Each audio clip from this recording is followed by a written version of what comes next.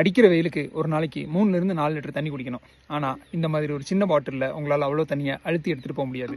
ஏன்னா water is incompressible. இதை தான் ஆழ அமுக்கி முகக்கினும் ஆழ்கடல் நீர் நாழி முகவாது நாள் நாழி அப்படின்னு ஔவையார் சொல்லியிருக்காங்க. ஒரு சின்ன நாழி பாத்திரத்தில் அவ்வளோ பெரிய கடலை நம்மளால் அழுத்தி அளந்துட முடியாது அப்படிங்கிறது தான் இந்த பாட்டோட பொருள்.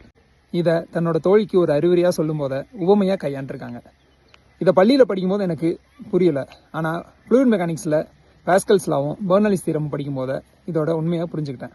பாஸ்கல்ஸ் லா, ஒரு மூடிய பாத்திரத்தில் உள்ள அமுக்க முடியாத திரவத்தின் ஏதேனும் ஒரு பகுதியில் கொடுக்கப்படும் அழுத்தமானது அத்திரவத்தின் அனைத்து பகுதிகளுக்கும் சமமாக கடத்தப்படும். பெர்னாலிஸ் தியரத்தோட பேசிக் அசம்ஷனே வாட்டர் இன்கம்ப்ரெசிபிள் அப்படிங்கிறது தான்.